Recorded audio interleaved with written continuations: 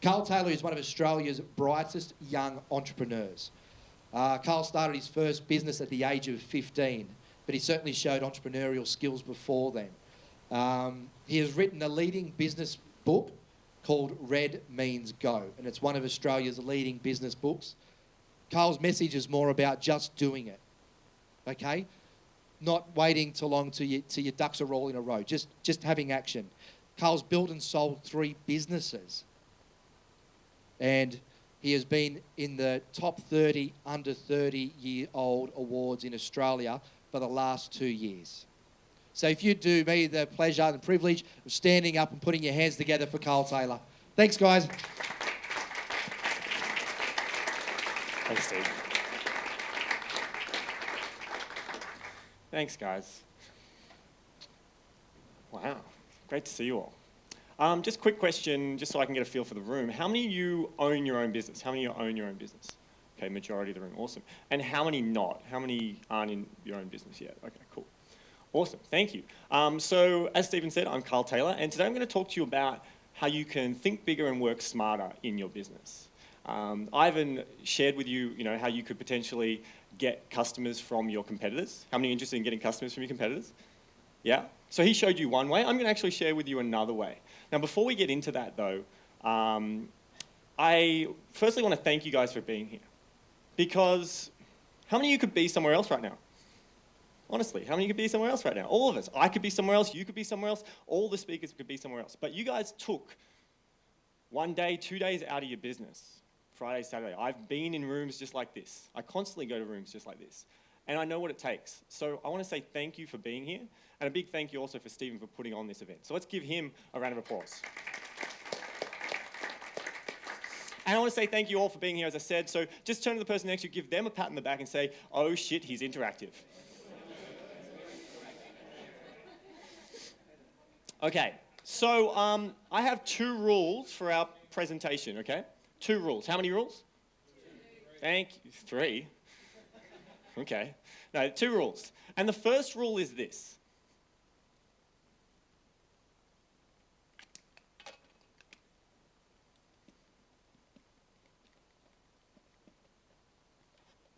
What's it say?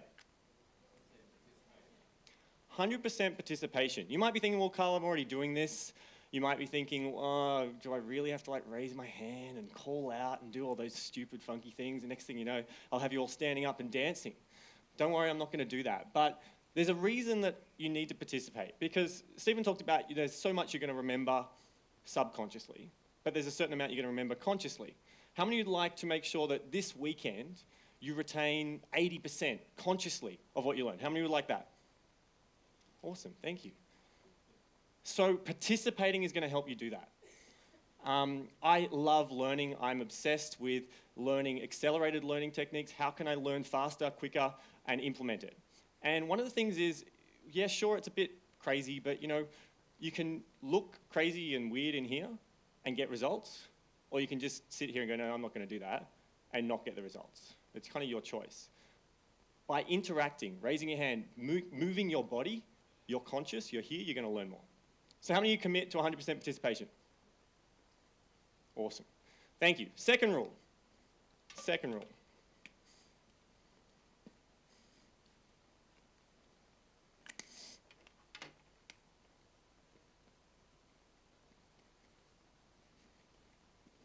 What's it say?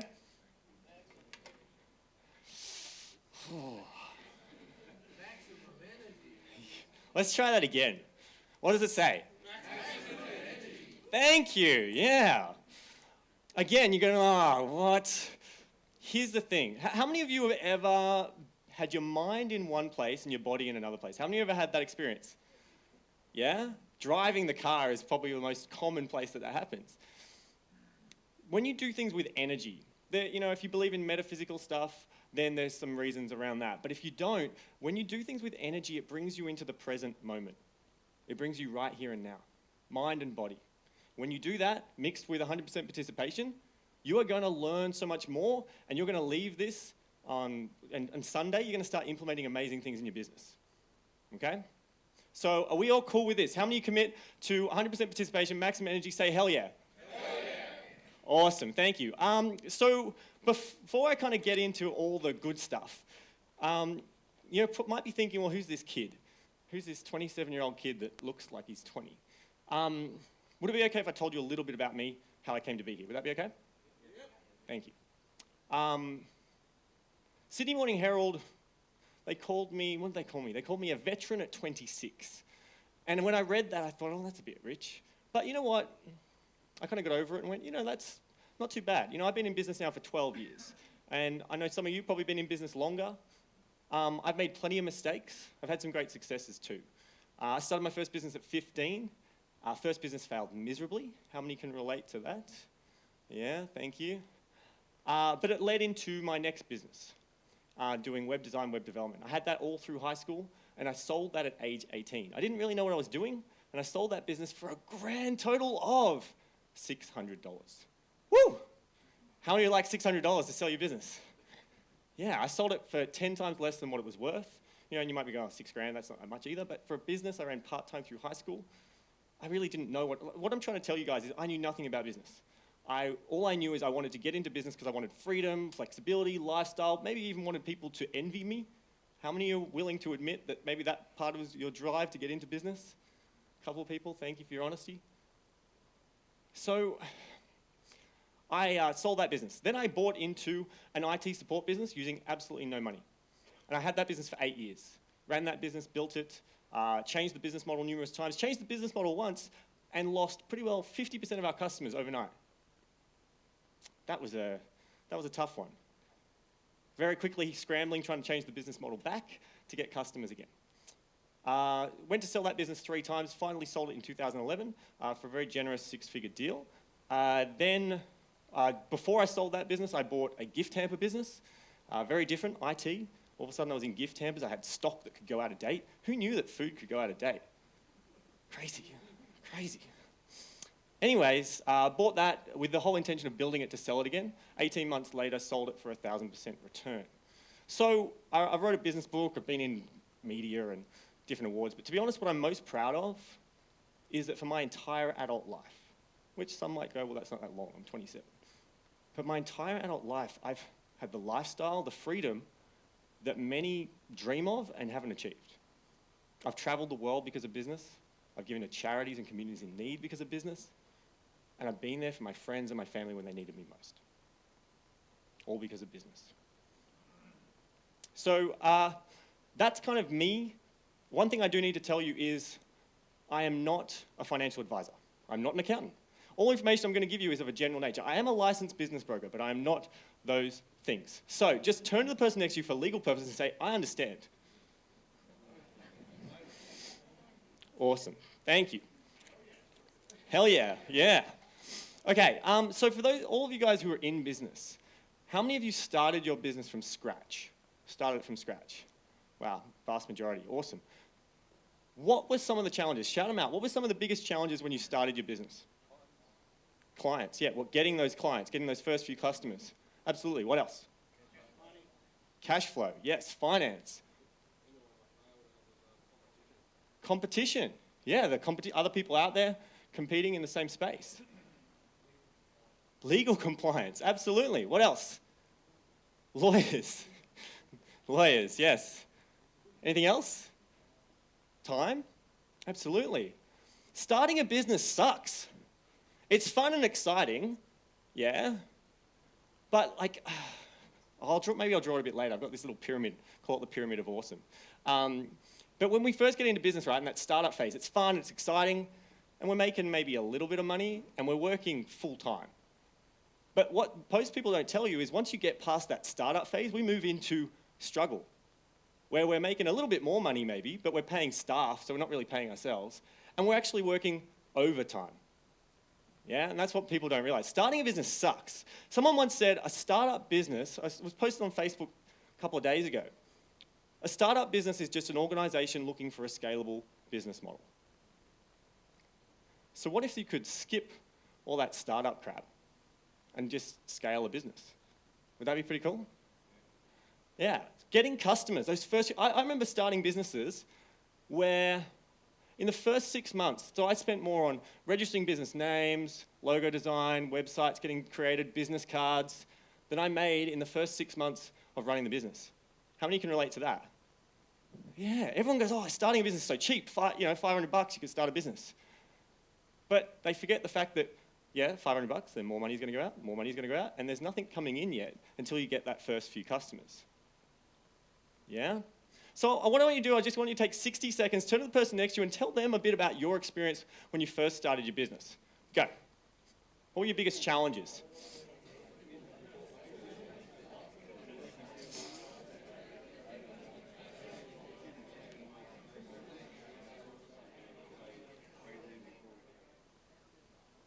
Finishing up. And pause, pause. Thank you, partners. I only heard a couple of thank yous there. Come on, guys. Thank you, partners. Awesome. Cool. So here's the thing. I love to learn, as I said before.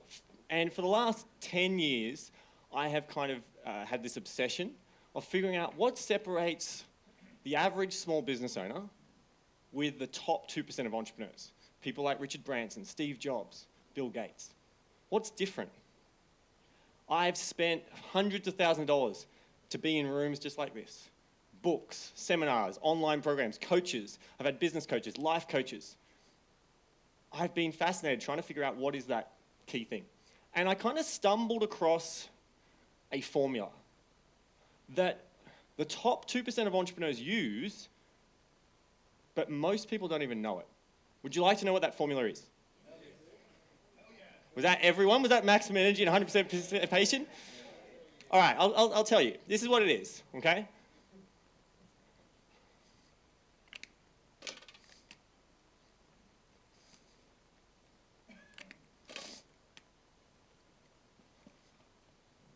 What's it say?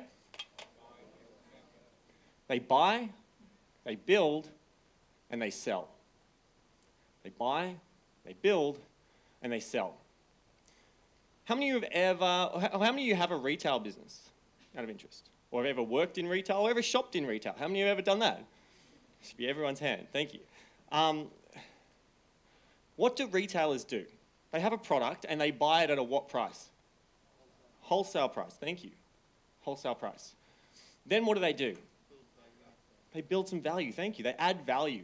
Now that simply might, let's say you were selling pens, I could add value by going, hey, you're going to buy 2 colors instead of 1.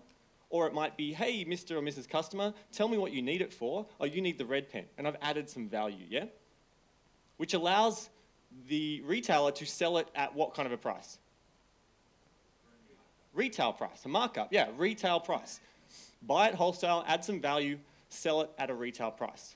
Here's the thing, you are not what you do. I believe as entrepreneurs, my biggest mission is to get you thinking bigger. Whatever it is you currently do right now, that is not you. Separate your identity from your business. When I sold my IT business, for those 8 years, that was my identity. I had a huge identity crisis when I sold that business. I was like, who am I? That's not right. You are not what you do. You are an entrepreneur. You are in the business of business. How many of you want to make more money? Bullshit. You do not want more money. You want what you believe money can give you. Better lifestyle, more friends, whatever it is you think money will give you, that's what you really want. So realize as an entrepreneur, you're in the business of business. You are not an accountant, you're not a photographer, you're not a lawyer, you're not a retailer, you're not whatever it is you currently define yourself as. You're an entrepreneur, and you're in the business of business, meaning your product is business. You're ultimately a marketer. When you're in the business, you market what the business does. When you're working on your business, you're marketing that business as a product that you can buy at wholesale, add value to, and sell it at a retail price. Okay? Now, I believe that business is about cash flow. Cash flow and helping people. They're the 2 reasons to be in business as far as I'm concerned. Cash flow and helping people. I used to be one of those guys, big ego, I want to have billions and billions of dollars. I kind of grew up and went, you know what? That's not right. Cash flow to serve your life. Great book if you've not read it. Tim Ferriss, 4-Hour Workweek. Talks about TMI, Target Monthly Income. What is your TMI? What is it you need for financial freedom? And I guarantee you it's probably a lot lower than you think. And that's all your business needs to provide you, so you can live the lifestyle you want. So this formula, getting back to the formula. How many of you have heard of a little business called computer graphics? Anyone heard of a business called computer graphics? Yeah, one person, awesome. It's very rare. Occasionally I have someone raise their hand. I'm always like, whoa. Okay, so Steve Jobs, we've all heard of Steve Jobs, right? In 1986, he bought this little division of another company called Computer Graphics. And he renamed it. And he renamed it and he called it Pixar. How many of you have heard of Pixar? Yeah, now all the hands go out. So he paid $10 million in 1986 to buy this division of Lucasfilms called Computer Graphics. He renamed it Pixar. He then set up a strategic partnership with Disney. Okay? They created some amazing films like Toy Story and Monsters, Inc., etc. And then Disney had their partnership with McDonald's, and it was a great, vicious little cycle of strategic alliances. Beautiful. Anyways, 20 years later, 2006, Steve Jobs sold Pixar to his strategic alliance partner. Brilliant move. Anyone has a guess of, or know what he sold it for? Go higher. Starts with a B, a couple of B, billions. So he sold it 20 years later, bought it for $10 million, a division of someone else's business. He didn't start it from scratch. Bought this business, set up a strategic alliance, built the value. 20 years later, sold it to his strategic alliance partner for $7.4 billion. $7.4 billion. He bought, he built, and he sold. He bought, he built, he sold. Apple, we've all heard of Apple. Now, Apple was going down the drain. They brought Steve Jobs back in, and this is before the iPod and iPad really started to put Apple back on the mark. They needed to change what they were doing. And one of the ways that they did that, and they started to get known in the marketplace, is that they were a place for creative types, video editors, music buffs, graphic designers, yeah? Do we all understand that? That was kind of where Apple started to make its comeback. But they never really hit it big until they did the iTunes and iPod, etc.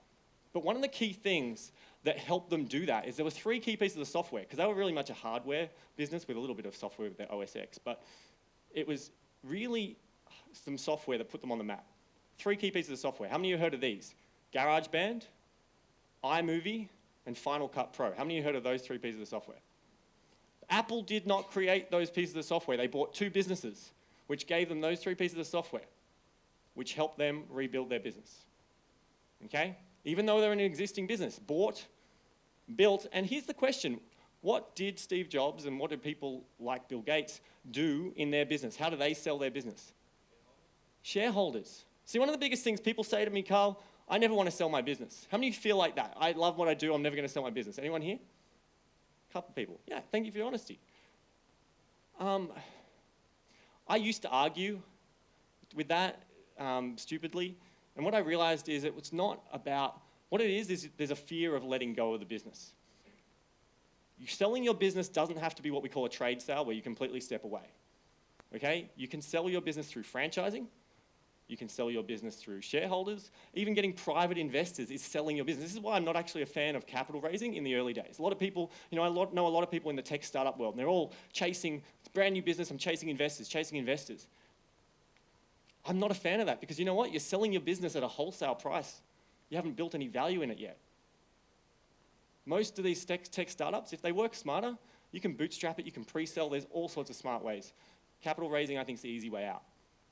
That's just my view.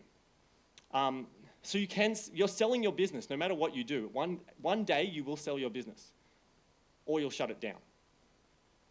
That's what will happen. Getting back to this, Richard Branson.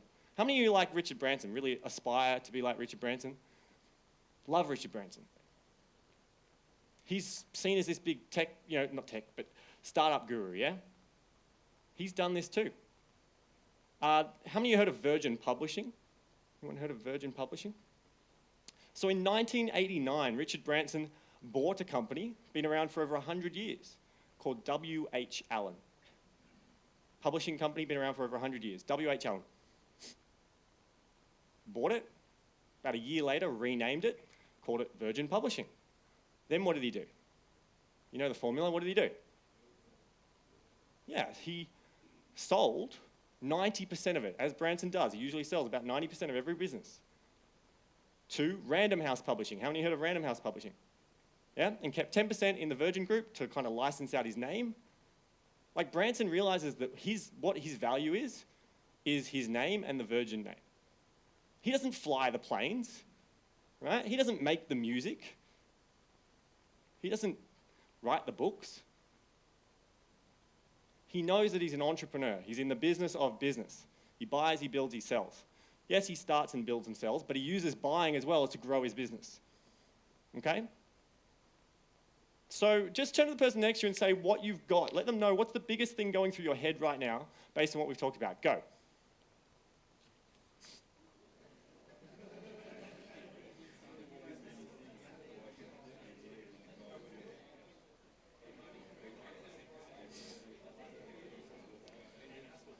Okay, finishing up.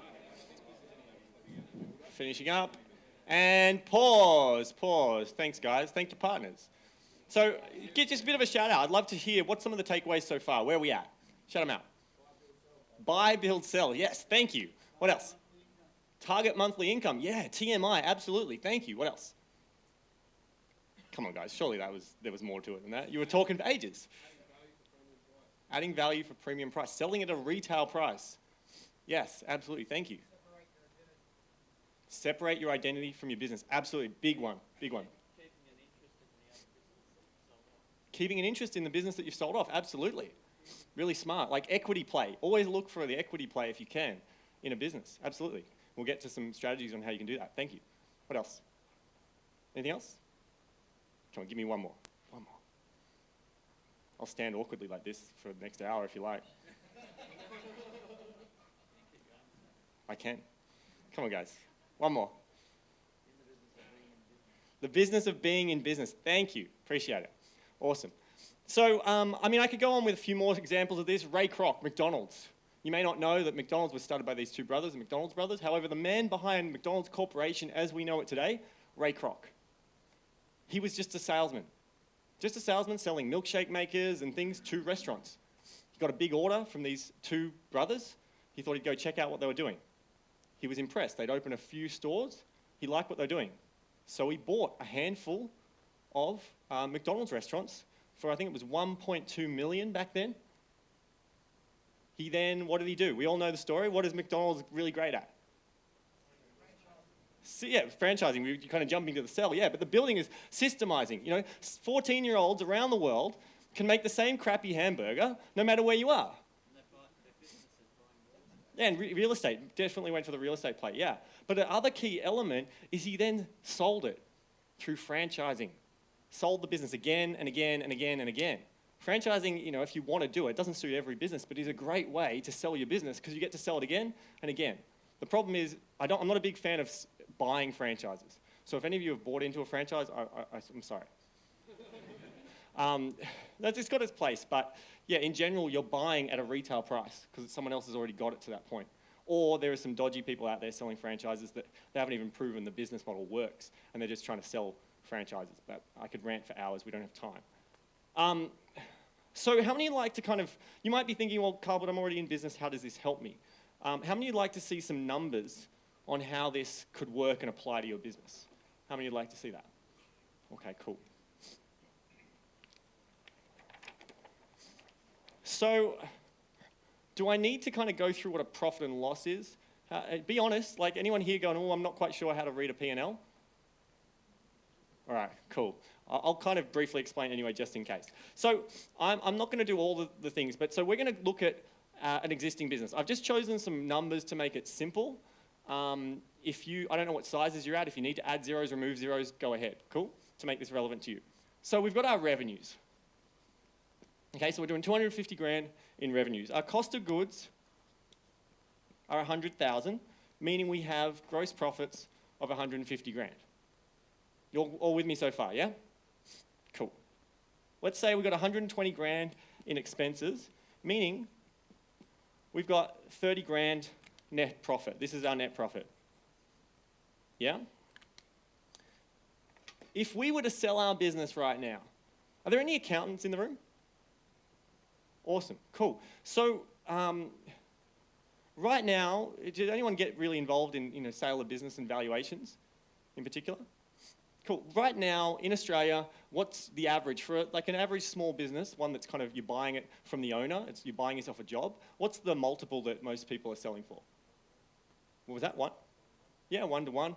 Yeah, look, it's 1 to 2 times. But yeah, thank you, yeah.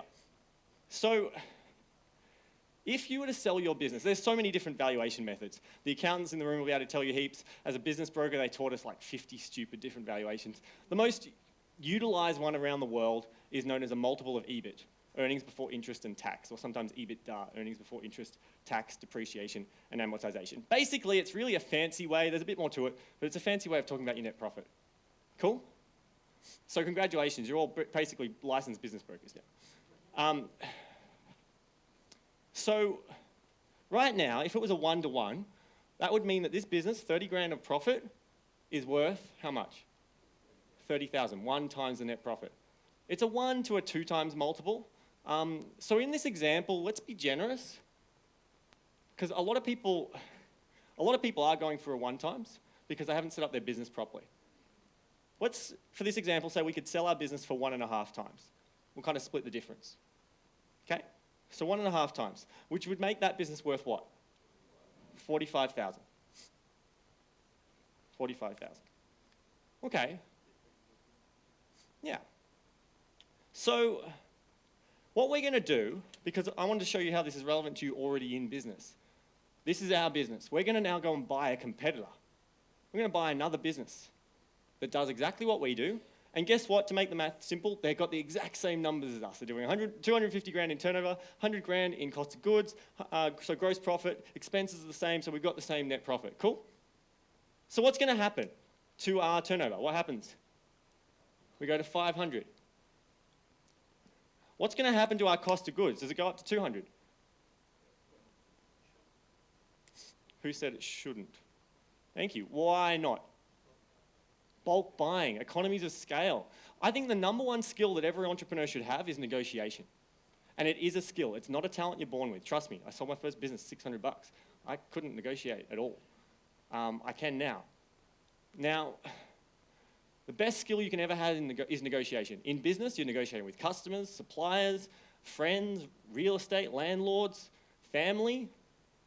Sorry, honey, I'm working tonight. That's a negotiation. It really is. So we could make some savings. If it's a competitor, we can go back to our supplier and go, you know what? We're now selling an extra 250 grand worth of stuff. We're buying another 250 grand worth of stuff. Surely you can, let's say we're selling pens for like $1 and we're buying them for 50 cents each. Well, come on, you can give it to us for 40 cents or 45 cents, surely. All right, and we go back and negotiate. So let's not go crazy. Let's say we can save 15 grand. Over a 12-month period, does that seem fair? Yeah, cool. So that would mean we'd go to 185 grand cost of goods, which means our gross profit is now $315,000. Yeah. What's going to happen to our expenses? If we're already in business and we buy another business, are we going to add 120 plus 120? Why not? Yeah, incorporate some expenses from one business to the other.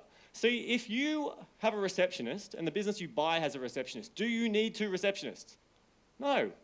If you have an office, they have an office, and there's no reason to keep 2 offices, do you need 2 offices? Could you consolidate into one or go and get a new office that's cheaper?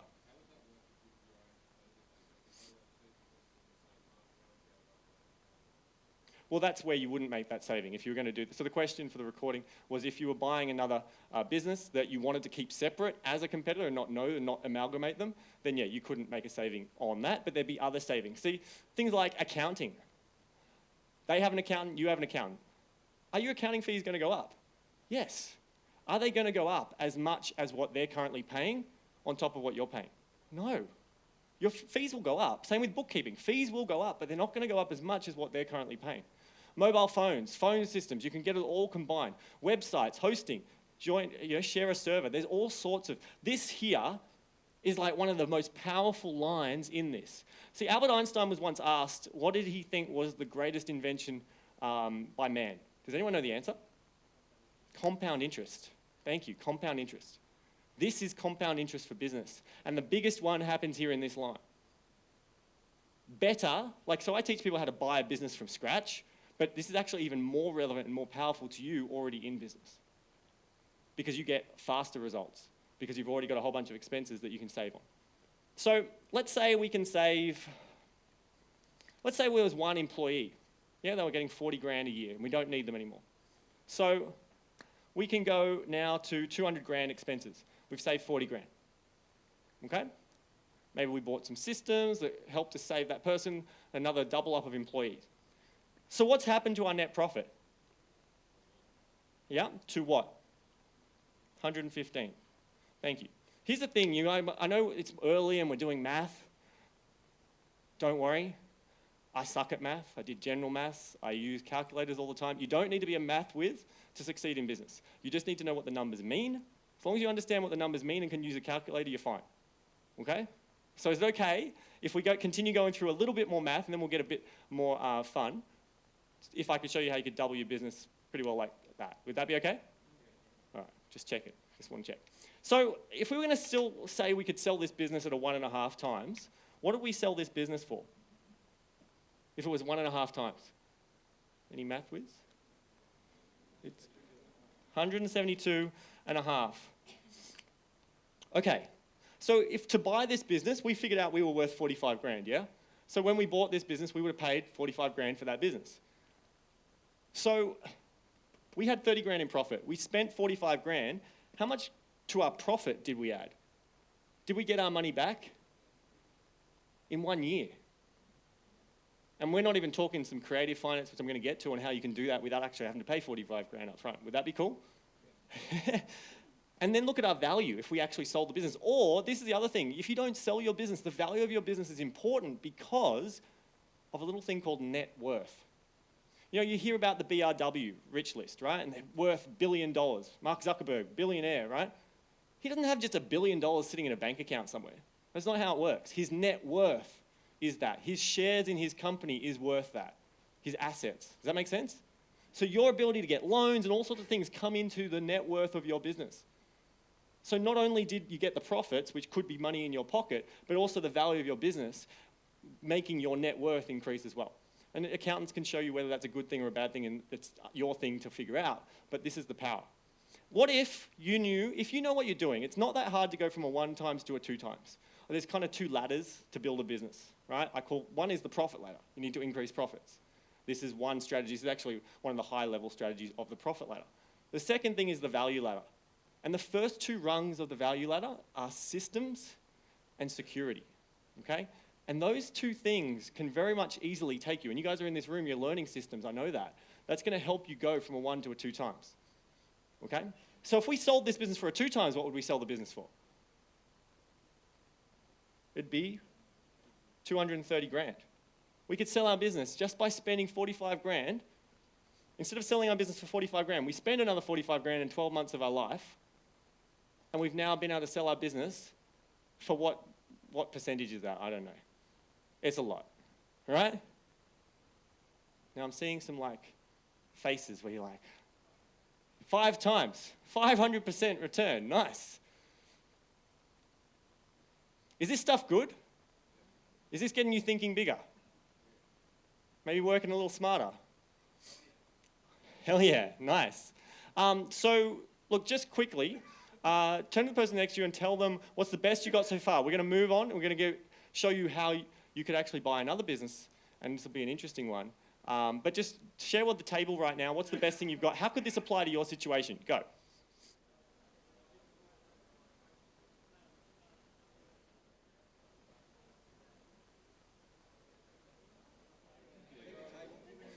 Awesome. Awesome. Thanks, guys. So shout it out to me. What are some of the things? Who feels like this is something you could actually implement in your business right now? Okay, a couple of people, awesome. How do you think that over the next 2-3 years, this is something you could be looking at in your business and entrepreneurial career? Awesome, thank you. Yeah.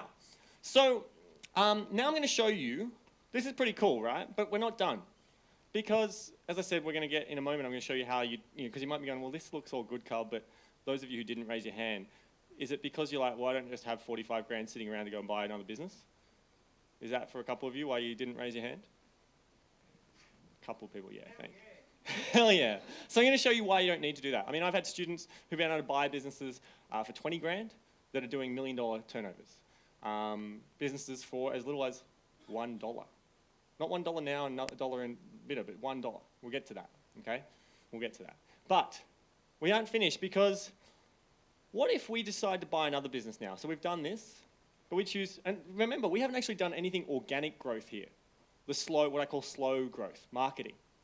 Because we've now got a whole bunch more customers. Could there be other things we could be on selling, new services, products, etc.? So this could actually go up. We're just talking about a pure acquisition. What we're going to do now is we're going to buy another business. And let me show you I'll do it over here. Actually, no, I'll do it here. Okay, we're going to buy another business. And this business is doing 100 grand in turnover, 60 grand cost of goods, meaning it has 40,000 in gross profits, and it has 60 grand in expenses, which means its net profit is what? Negative 20. What do you think you would pay to buy that business? $1. Yeah, maybe. Maybe. If you know what you're doing and you know how to frame it right, quite possibly. However, we're not going to pay $1 for it. We're going to pay 20,000. We'll pay 20,000 for it. Even though it's losing 20 grand a year, we're going to pay 20,000 to buy this business. Maybe they had a truck, let's say we were like a plumber or something, they had a truck and we felt it was worth 10, 15 grand, so that's what we paid. Yeah? So we're going to pay 20 grand for this business. What's going to happen to our business now? Let's use the wrong color. So we go 500 plus 100, what's that? So basically, you're just getting that guy out of trouble by giving him 20 grand with this happening. Yeah, exactly. Getting the guy out of trouble by giving him 20 grand and here's some money for your asset. See you later. I'll take over your business. Yeah? So we got 600 grand now for our turnover. What's going to happen to our cost of goods? They could go down. Absolutely. They highly likely would.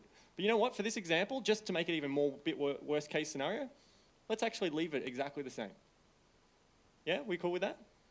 Because like I said, I want to try and make this as realistic and show you kind of warts and all how this can work and why this is still a good thing. Okay?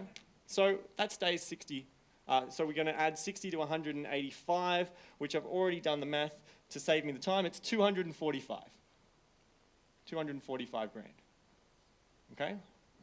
245 grand. So our gross profit now is 355. Okay? What's going to happen to our expenses though?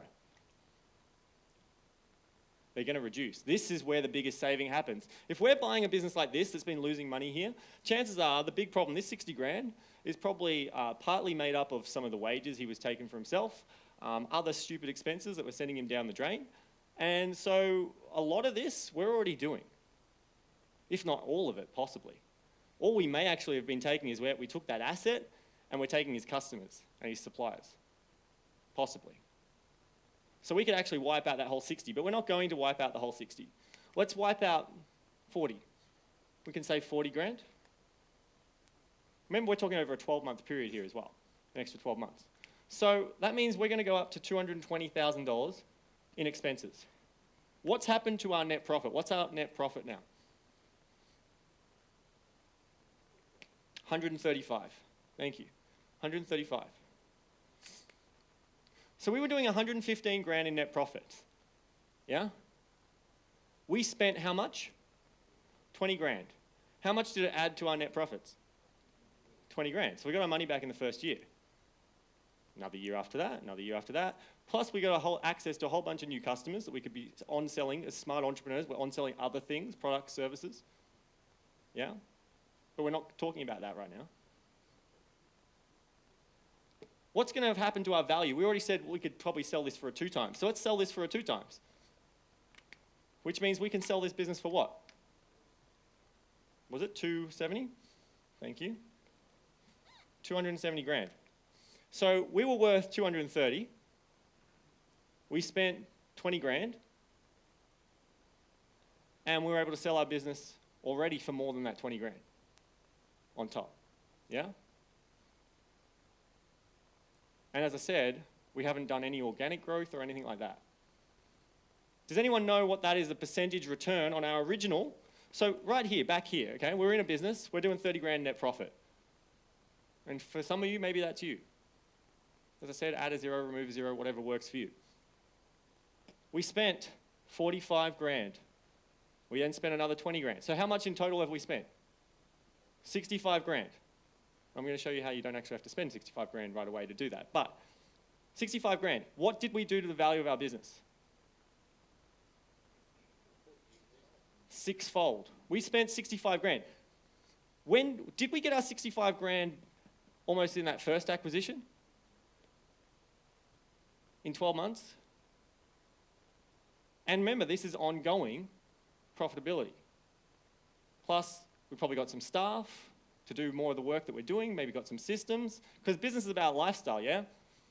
You don't want to be doing everything. So you get customers. All those things we're talking about starting business, why it sucks. You buy customers, you buy suppliers, you buy, if someone's taken 10 years to build their business and you buy it, you are buying 10 years worth of blood, sweat, tears, stress, frustration,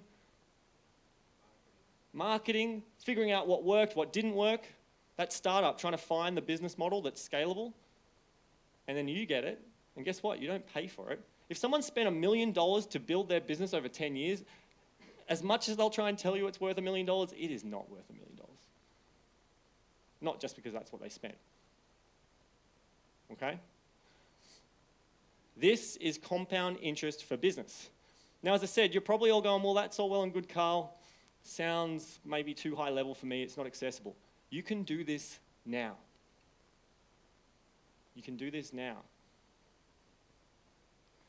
There are 2 ways to finance buying a business. How many ways? 2 ways. The first way, this pen sucks. What does it say? The usual way. What do you think are some of the usual ways? Yeah, so we've got, say, our savings, yeah? Money we've got squirreled away for a rainy day. We've got banks and finance institutions. What else? Yeah, friends. It's what's known in the industry as the triple F fund.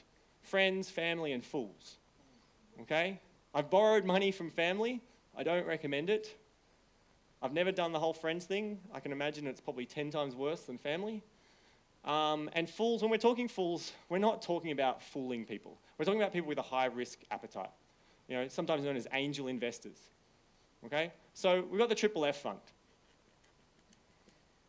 as well, angel investors.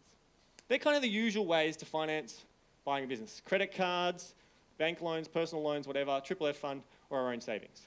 However, as entrepreneurs, we are creative, yeah? How many would agree that we're creative? Okay, awesome, thank you. So let's be creative in how we finance buying a business. How many of you have heard of some creative finance? Anyone got some ideas? Shout them out. Vendor finance, yeah. Vendor finance, absolutely, thank you. How many, who can tell me what vendor finance is for those in the room who don't know? Who can explain what it is? What was that, sorry? The owner wants to leave equity in the business? Yeah, kind of, thank you. What, anyone else? Time payment, yeah. It's really basically where the person, in the US and Europe, it's known as seller financing, not vendor financing. Vendor financing is equipment in their terms. But it's where the person selling the business gives you the loan to buy the business. So let's say I'm selling a business for $100,000. And you come to me and you go, Carl, I love your business. I think it's worth 100 grand. I think it's great. Here's the problem. I don't have 100,000. I've got 10,000. If I give you $10,000 now and I pay you $10,000 a month for the next 10 months, So you get a total of 110,000. Would that be okay? If I said yes, the business sale agreement would be $110,000. You would give me $10,000 now, and then we would have a personal loan saying you owe me $100,000. And you're able to pay that off out of the finance of the business, the cash flow of the business. Now, you might be thinking, well, how realistic? How often does this happen? There are some business brokers out there that will tell you that vendor finance doesn't exist. I remember once I called up to buy a business. The broker said to me, he's like, oh, vendor finance, you've been to some of those seminars or something, right? I was like, well, actually, I run those seminars. But yeah, he was an idiot. If anyone ever tells you that doesn't exist, they're not very good at their job. This happens in the big end of town and the small end of town every day. There are a lot of businesses that will not sell unless there's a component of vendor finance in some way, shape, or form. Little sneaky thing, if you're looking to sell your business, one of the best ways you can get a higher price for your business is to offer vendor finance. But the big trick when you're asking for vendor finance is you don't actually ask for vendor finance, because the answer is pretty well always no. Okay, so there's a few little tricks there. But if you want to know, if you're thinking, oh, I don't know if I could do this. I don't have a slide actually of her. One of my students, her name is Imogen. She's 8 years old. 8 years old. She has a dream, she wants to own a cafe. As an 8-year-old, she doesn't really have any money. Yeah? To do my course, we had this big negotiation. We went to KFC, had a dinner over KFC to negotiate. And she had some silver and some little different things that she had been saving, and because her parents are very, personal development things, had been encouraging her early. So we sat in this negotiation, and she's negotiated to give me all these assets that she had, and I'm holding that in trust to do the program.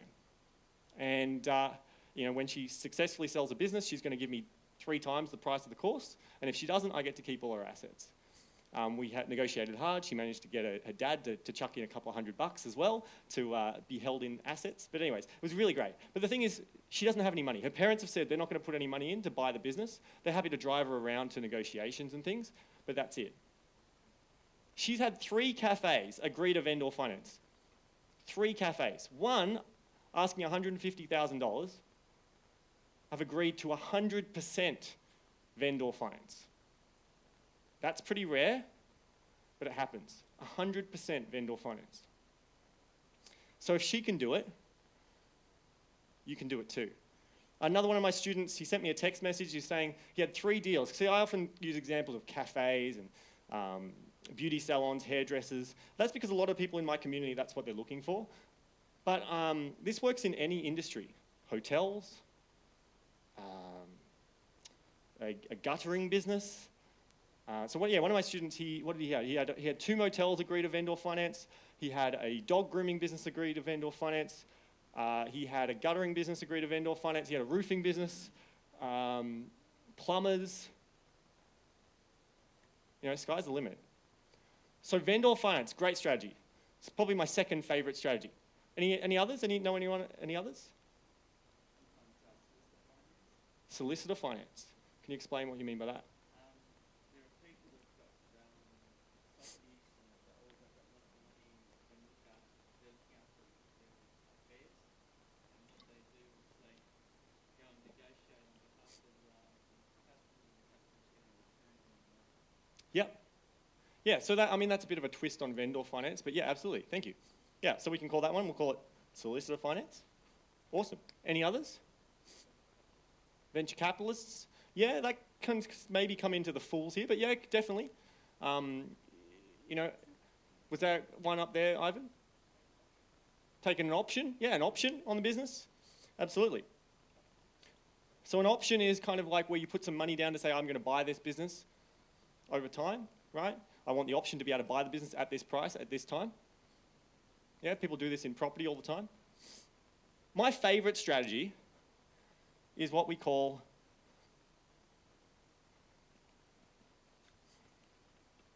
what's it say?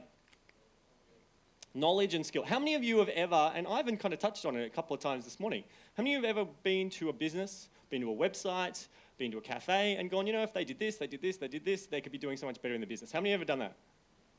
I do it all the time. If you do that too, then it shows me you have some knowledge and some skill that would be of value to that business. And that knowledge and skill can be traded for equity in a business. You can actually get ownership in that business because you have some complementary knowledge or skill. Now, how do I know this? Because I've done it. My IT business that I had for 8 years, after I sold my web design business, I was given 50% of that IT support business. It's been around for 2 years before I got involved. I was given 50% of that business and a full-time salary for 8 years, all because I had some knowledge and some skill. The challenge is a lot of techie people, and I'm allowed to say this because I was in the industry for so many years. A lot of techie people are really great at what they do, but they suck at one thing. Can anyone tell me what that thing is that they suck at? Business and explaining, selling themselves. Thank you. Explaining what the hell they do in plain English that people know exactly what they're talking about. I was a very shy, introverted kid. You wouldn't know that looking at me today, but I was a very shy, introverted kid. I didn't like speaking to people. I got into business behind a computer, a web business, because I thought, great, I can sit there all day and not talk to anyone. But I seem to have, while I can talk geek speak, I seem to also have this ability to simplify things and explain it in a way that people go, oh, I get it. That was a skill. I really self-taught myself a lot of software. The guy who had this business was really good at hardware, but he's an older guy. Not really sure, where he's going to take the business. He was only really serving home users and things.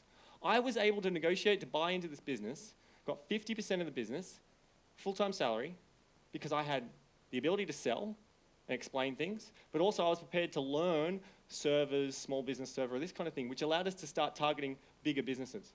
And we were able to change the business model. And because I was so wrapped in learning, I was reading business books all the time. I was prepared to do the marketing, and he just kind of did the back-end office stuff. It was a great partnership. Sold that business in 2011. I got 50% of the sale price plus the salary all that time. Another student of mine, Paul, he came to me, struggling uni student. Okay, he's 22, maybe he's 23. Anyways, he came to one of my seminars, made the offer to join the program. He came up to me, he goes, look, I really want to do this. Like, I see myself as a career entrepreneur, buying, selling businesses. Like, I've always thought of business as my career. I just didn't have a word for it until you showed me. I was like, great. He's like, here's the problem. I don't have any money. I'm a uni student. I got no money. What do I do? I was like, look, I'm not going to sell you on this program. It's your call. You got to decide how much you want this, because I've been in your position, not having money and going, how am I going to afford it? I found a way. If you want it, hit me up in the next few days. I'll honor the deal. He called me up 2 days later. He's like, I'm ready. So he came on. He managed to find the money. I think he borrowed some money from family. Challenge was he pretty well spent all his money to do my course, right? How's he going to buy a business? So we looked at a few things. He was looking at multi-million-dollar businesses to buy. He had the confidence to do that after doing the program. But even though he knew he had no money, he looked at vendor finance. Great. But ultimately, he's a great salesman. He's prepared to do what a lot of entrepreneurs aren't, which is hit the phones, set up strategic alliances, go to meetings. Great skill. He found a guy who was a techie guy, who great at doing websites, but again, sucks at explaining what he does, sucks at selling. He now owns 50% in this mobile marketing business. 50% of the business didn't cost him a cent because he had knowledge and skill. And in his first week in that business, he set up a strategic alliance set to bring $100,000 into that business. Was that a good deal for both the seller and the buyer? Yeah, because he had knowledge and skill. This is what I'm saying. Every single one of you can start doing this today. Not, oh, I'll do that in 10 years' time. This is accessible. You can spend the next 10 years figuring stuff out, or you can just go, this is where I want to be, and let's just do it. I'm a Gen Y, and people call us lazy. I call it strategic. Okay? I will work hard, but I will not work any harder than I actually have to get the result I want. How many would think that that's a pretty fair thing? So same with my students. I tell them in the program, I said, if you are looking for, I'll click a button, I'll be making online, if you're the kind of person who buys into those programs, I don't want you. You're going to have to work, but I promise you, you won't have to work any harder than you have to get the result you want. And this is part of the way you do it. Save yourself, taking quantum leaps, skipping steps. So yeah, knowledge and skill, vendor finance, what are some other options? The $1. Let's talk about $1. I used to run a seminar called How to Buy a Business for $1. I stopped running that because I was finding I was getting a lot of people coming to me going, I've only got $1 in my pocket. And it's like, well, it's doable, but you know, it's not the only thing. I'm about buying at a wholesale price, right?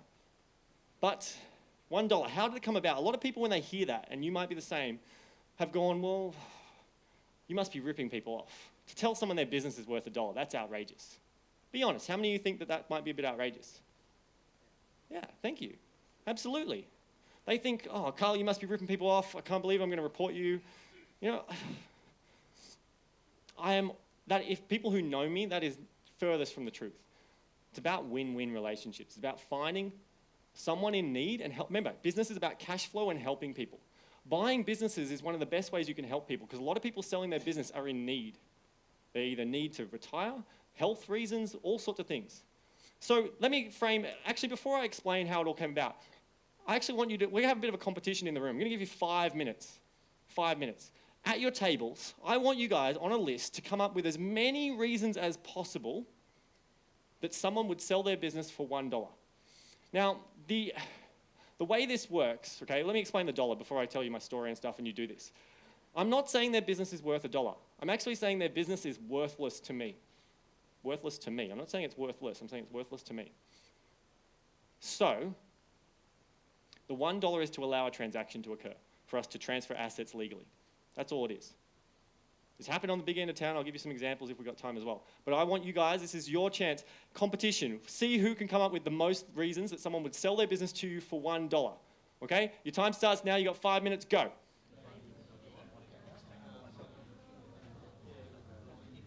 And pause. Awesome. So, who thinks that you won? Who think you got the most on your table? Got the most list? Wow, not much confidence in this room, is there? Wow. Call yourselves entrepreneurs. Okay, so who got more than 5? Who has more than 5? Okay, cool. Who has more than 8? Who has more than 10? Who has more than 12? Who has more than 15? You guys? Okay, back of the room there. Can we get the mic to them? Read out. Let us know. What did you have? Going to do well to sell some of these, I think, but we'll see how we go. They're insolvent, they're carrying a debt, illness, family reasons, they're fed up, tax avoidance, another opportunity's presented itself and they need to get out. Shiny balls, There's changes in the industry, things have moved on, they don't understand it and that sort of thing. They're relocating, family disputes, protection of assets, so if they're selling it to someone that they know for some reasons, husband, wife sort of thing. There's a lease and they just want to get out of it, but they have to have the lease. And then there's a economic downturn, they've lost hope. And then we've got piggybacking someone else's success. They might want to just get in on someone else going well, and selling shares, so buying shares for $1. Yep, absolutely. Thank you. Give them a hand. Does anyone think they had any that was missed? Yeah, cool. Just let us know. The ones that missed. We had here that wants to stay in the business, willing to work without responsibility. So in other words, he wants the business. Wants to have a job. He wants to have a job and he's willing to. Yeah. So willing to swap the business, get out of the business because he sucks at doing the business stuff, likes what he does, just wants to kind of stay employed but doesn't want to have the headaches of business. Absolutely, big reason, for sure. Thank you. Give him a hand. Yeah, up the back there. Yeah, absolutely. Divorce, relationship split, huge reason that this kind of thing will happen. Absolutely, thank you. Give him a hand. Yeah. Loss of a license. Another one would be if they've lost or been defeated in some sort of compliance. So yeah, some sort of compliance issue. Comp thing where they get wound up and paid workers. Absolutely, thank you. Give him a hand. Awesome. Well done. So how many of you starting to go, you know, maybe this is actually achievable? How many of you are now going, wow, I could maybe buy a business for $1? This does happen. Only a few people's hands go up. Really? Seriously? Like, how many are going, wow, this is a bit more realistic than I thought? Awesome. Thank you. Okay, so let me quickly, I know time's coming to an end, so let me quickly tell you about how this came about for me. There was a cafe asking $30,000. And I went and saw this lady. And as I always do, I was like, well, tell me about your situation. What's going on? And she told me that she ran a very successful business already, full-time. This business was her husband's business, the cafe. and she, he'd left her. She didn't know where he was. Her son, who'd just finished high school, she thought maybe he'd want to run the business. He's not interested. She had 8 months left on her lease, and she had staff. She was like, look, I'm just probably going to shut the business down because I just can't do anything with it. And I said to her, look, you've probably got about 20 grand worth of assets here. You got deep fryers, fridges, etc. I'd have to get my valuer in to come and value it all, and you know what? I'm just not that interested. The best I'd be prepared to offer you, if you don't get a better deal, is I'll take over your lease and I'll keep your staff. And she said, word for word, I could be open to that. And she actually chased me for 3 weeks, going, hey, because I was like, look, I don't want to be up at 5 a.m. making coffees. I want someone who's going to be managing the staff. Is there anyone in the staff that could step up? No. So she was finding people, bringing them to me, saying, hey, this person might be able to manage the store. This person might be able to manage the store. That's how the $1 deal came about. This is also one of my students. He's bought 2 hair salons. He used to be in a franchise business. He was working really hard. I won't tell you what the franchise was, but he basically was working really, really hard. He got into business so he could spend more time with his family. The challenge was he's swapping time for money, and every time he got a new client, which he needed to make more money, he was spending less time with his family. He had 2 young kids, and so he was kind of stuck. He's just working way too hard, making okay money, but working too hard in his franchise and feeling restricted because he learned a lot about marketing and he couldn't do it because the franchisor wouldn't let him. So he sold out of that. Didn't do all that well selling out of it, to be honest, because, well, that's what it's like selling franchises, unfortunately. He's now bought 2 hair salons. So he was a handyman. He knows nothing about cutting hair. He's now bought 2 hair salons. The first hair salon was asking 120 grand. He bought it for $20,000. $20,000. They were asking 120 grand originally. He then, week after getting that deal locked in, he went and found another hair salon. He's very eager. He's already looking at another 2, and I'm like, just hold your horse, let's get the first 2 working well. He bought another one, they were asking 60 grand. He's bought it for $1. And the person was like what you were talking about here, the person has stayed employed. They just hated the business stuff and they want to keep cutting hair. On his first day in the business that he bought for $1, he calls me up and he goes, Carl, I thought that within 6 months I'd be able to kind of walk away from this business and make money without having to be here. He's like, this is my first day. I've made $900 for me and I didn't do a single thing. I could walk out of this business tomorrow and just do a little bit of marketing here and there. He's like, this is amazing.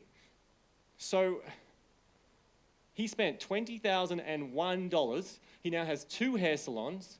He's rebranding them to be the same, and he's planning on acquiring a number of them, and then ultimately he'll sell it as a group in probably a couple of years. He now has more free time and more energy, and he's working on the business. He's being a proper entrepreneur. You've probably heard it, work on the business, not in it. He was able to do it because he bought a business that already had staff doing it. He doesn't know the first thing about cutting hair. He doesn't need to. Okay? So absolutely this is doable. Doable. And this happens in the big end of town. Luna Park in Sydney was sold for $1. ABC Learning Centres. You know how many remember ABC Learning Centres? Mission Australia, a not-for-profit, bought 9 ABC Learning Centres with children already enrolled, systems set up, the structure, everything ready to go, $1 each. They paid $9 and they bought 9 childcare centres, making money, staff already ready to go. Do you think because they're a not-profit that maybe they didn't have the same pressures that ABC Learning Centres did as a publicly listed company? Yeah? Okay. So basically we're going to finish up. There's a couple, I could tell you some scary stories about if you don't know what you're doing and you try and just go and buy a business, because the challenging thing I have, right, in only however long I had, 90 minutes, is that I teach you enough that you're dangerous. And if you go out and you buy a business, and people have, I've run webinars and things, and people have done that, chose not to work with me further, and they were like, oh, I've got a finance degree, and I've done courses on acquisitions, and then they've gone out and bought businesses, and they've called me up 6 months later in trouble. One lady, she spent $900,000 more than she should have. She paid $1.9 million for a business that was only worth $1 million. That sucks. Thankfully, even though she kind of signed contracts, we were able to do some fancy stuff with lawyers and she got out of the deal. But that's the scary thing. So this absolutely works, absolutely. And you guys should start using this if not right now, seriously, now is, we didn't touch on it, but one of the best times in history to be buying businesses is right now. Who can tell me why? Market in transition. We've got baby boomers. Huge amount of people who are going, I'm at the end of my life of wanting to do business and I want to start traveling, being a grey nomad, whatever it is. And these people, sadly, a lot of them are just going to shut the doors. How do I know? Because people tell me. They don't know there's any value in their business. They don't know how to sell the business. When I tell them what I do, they're like, oh, I've never thought about that. A lot of them are just going to shut the doors, or they're going to sell it for next to nothing, and there's a huge opportunity. These guys are just like, look, it's time to move on. A lot of them, because they're still in their businesses now because their super got hit. And they're going, well, I'm here because I need to make money. What if you said, hey, look, vendor finance, I'll buy your business and I'll keep giving you money so you can keep living, but I'll take care of the business stuff. You can just start traveling. So in the next, this is a thing that's going to be happening over the next 5 to 10 years in particular, but get in early before your competitors start doing it. Buy the competitor before they twig to it or come to one of my seminars and learn how to do it, and they end up offering to buy your business for $1. Okay? I want to give you guys all a gift because I've known Steve now for probably 2 years, and when he told me about what he was doing down here, I thought that's awesome. I'd love to come speak, but also I want to give you all a gift. So how many of you like to learn? Awesome, good. How many like to read books? How many don't really have time to read books? Yeah, so you're going to love what I'm going to give you then. What you need to do to get it, is it all on the right thing? If you go to bba.my/ well, that might not work actually. You're going to need to go to Business Builders Academy. I know my tech person set it up, but I don't think the bba.my link forwards properly. So businessbuildersacademy.com.au/B4B gift. And it's a copy of my book, Red Means Go. It went to #1 on iTunes in the business category. I've received emails from people all around the world telling me how it's helped them think bigger, work smarter, and change their lives. It's really how I went from being a shy 15-year-old to who I am today, even though I wrote it a couple of years ago, so it's maybe a couple of years out of date. But it's my gift to you guys. This sells for $17 on the iTunes store, and you're going to get the audio absolutely free. Just to say thank you for being here, thank you for showing up, and thank you to Steve. So, yeah. How good's that? All right, guys, so what about we all get upstanding, actually, and thank Carl Taylor not only for a fantastic 90 minutes, but also for a very, very generous gift. Thank you, Carl. It was sensational. So we might have a quick chat, Carl, if that's cool. Sure. Righto, same sort of thing as after Ivan's presentation. What we want to do is find out what you guys took out of Carl's presentation and what really resonated with you and hit home and what you've learnt from that. So thanks, Carl. So just shoot your hand up and just tell us. Share with the rest of the room what you got out of that presentation from Carl Taylor. Yes, Brian. I actually would have fair bit of what you're talking about, and from an accounting point of view, I've thought for other practices, I can just say that it does definitely work. But the things that I've never thought about was the amount of struggling businesses which are not in our industry. Accountants generally tend to make money anyway, but there's a lot of other aligned businesses which I hadn't really been thinking about in the past, so that's what I got out of it. And that's brilliant. And Carl, just to let you know, Brian owns an accounting firm up in Sydney and coming down into Wollongong, which is one of the best accounting firms from where he is. So that's a big wrap. Thank you, Brian. Awesome, thank you. Very good. Okay, what else? Who else learnt something that they want to share with the rest of the room? Yeah, Terry.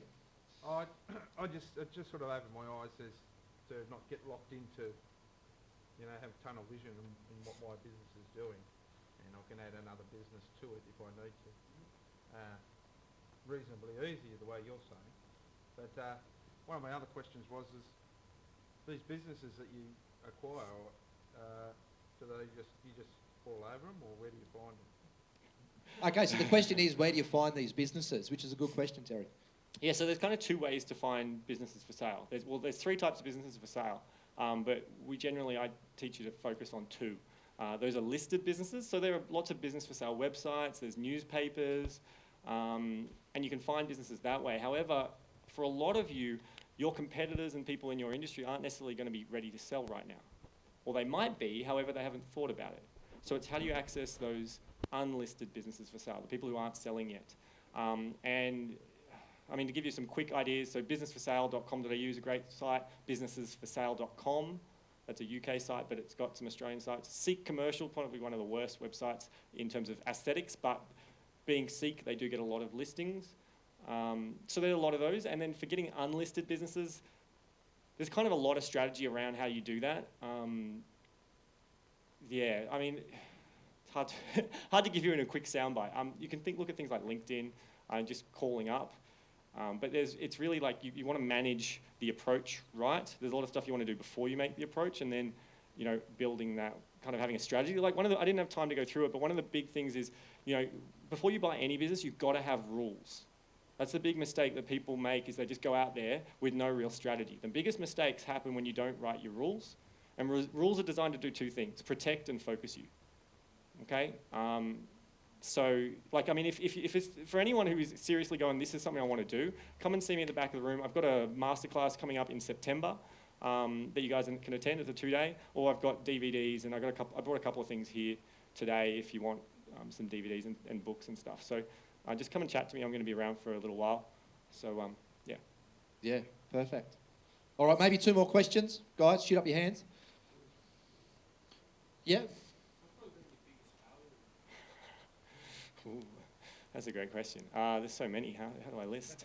Probably my biggest failure that I like to tell people about, I suppose, is my first business, where I made the typical mistake. 15-year-old, didn't know anything about business. I borrowed money from my grandmother to... I had this brilliant idea, as most startup people do.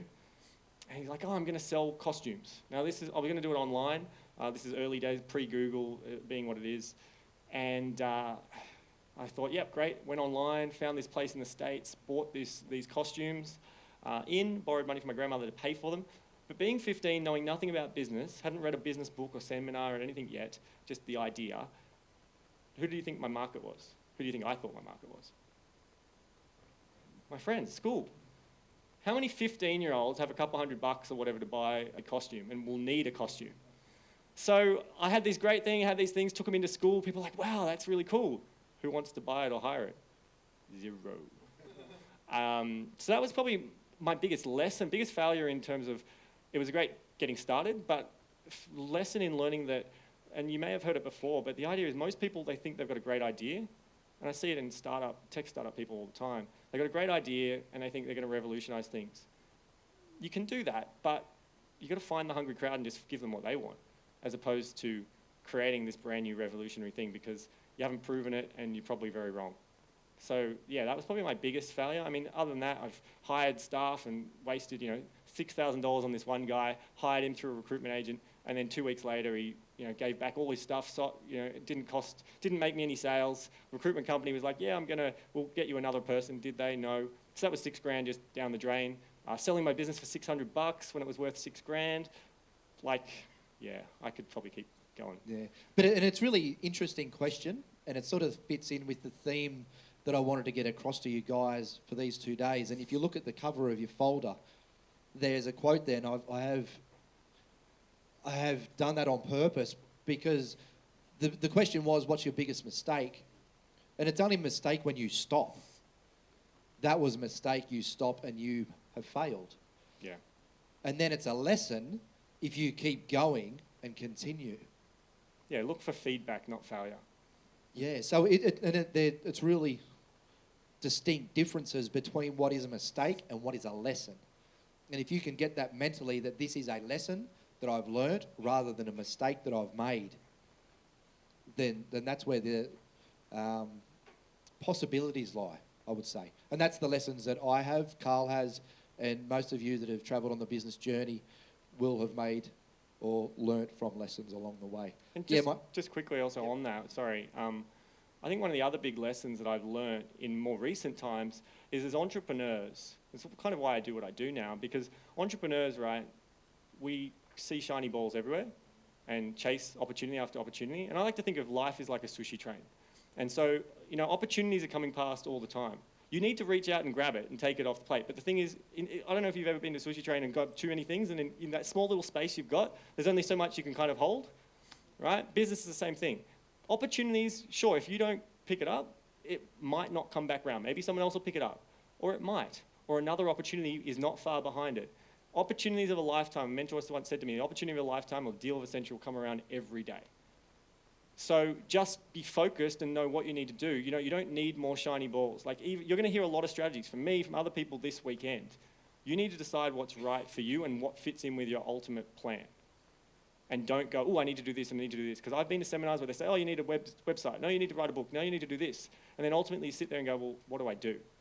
That's why, like, I always make sure I don't bring in lots of speakers, lots of ideas. It's, you're coming in the program and it's step by step. This is what you need to do. Do this, then do this, then do this. No lots of ideas you could do.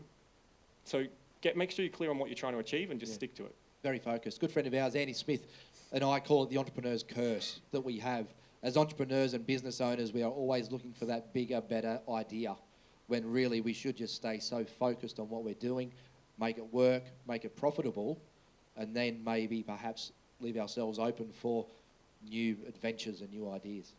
But guys, once again, if you wouldn't mind putting your hands together for Carl Taylor, a very, very awesome presentation. Thanks, mate. Thank you.